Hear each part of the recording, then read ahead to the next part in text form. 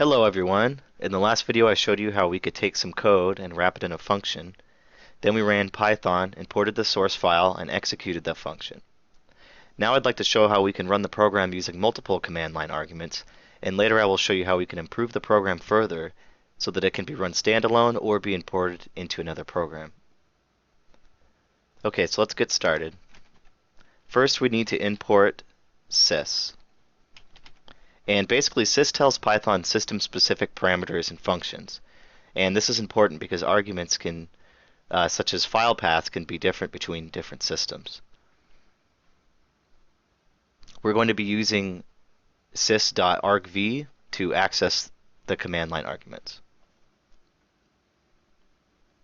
Alright, now we're going to add a print statement down here by the return so that we can get some instant feedback.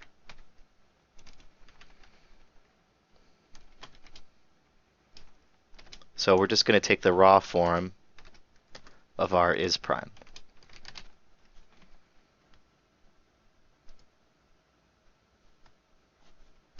Okay. So now we're going to add a for loop at indentation level 0.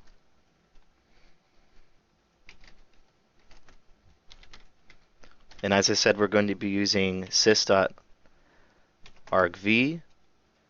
and then we're going to use a slice statement. And I'm not going to really get into this right now because it is easily a topic all of itself. argv0 is going to be the name of the program, and if it's being run directly by Python, then it's going to always be main. And then this statement is basically saying that don't use the first statement, or the first argument. Start at 1 and then take every one after that. So it'll take all of our arguments. And then we're going to run main after casting each argument into a long. Okay, so let's take a look over the code and see if we can spot any errors. Oh, okay, this should be for arg in sys.argv. Okay, let's go over to the console, python.exe, prime function, ex.py, and let's pass in our multiple command line arguments. 1, 2, 4, 6, 7, 8, 13.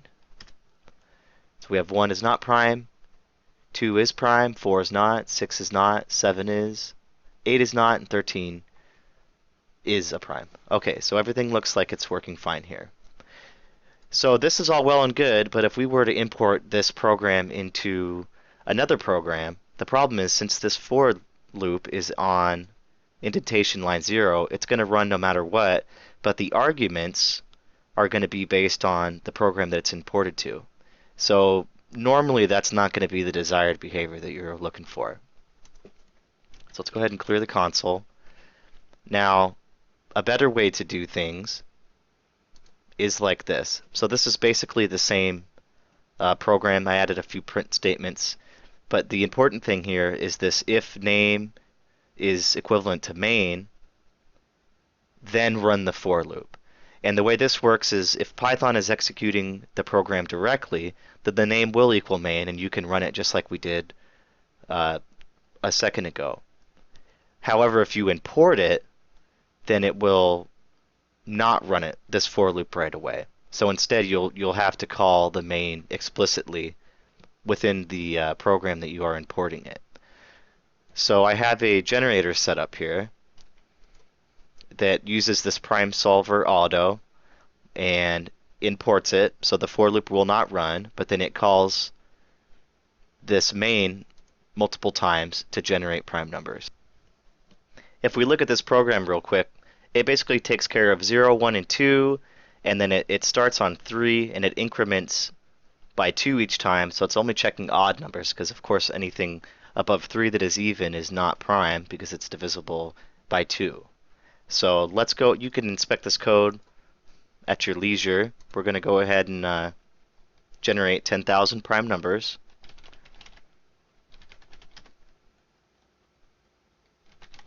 Prime gen.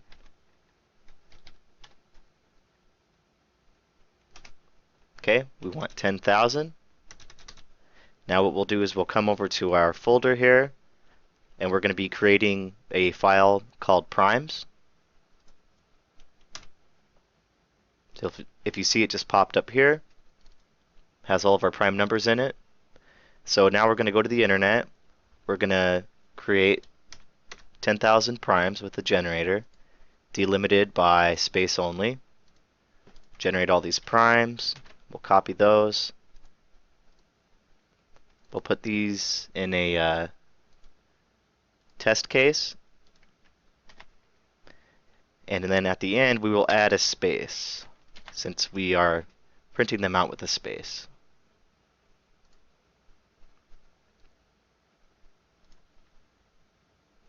Okay, so now, just making sure they're all there. I will open diff merge, which is a really good program. It basically can take two text files and see if there's anything different about them. So I have primes text here and primes test case. We're going to compare them, and they are identical. So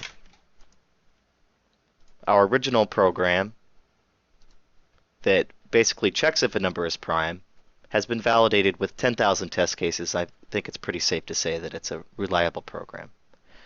Okay, that's all for now. I'm probably going to be coming out with some more videos. I have a how to reverse a string with a couple different ways video coming out shortly, so stay tuned for that. And thanks again for watching, and have a good one.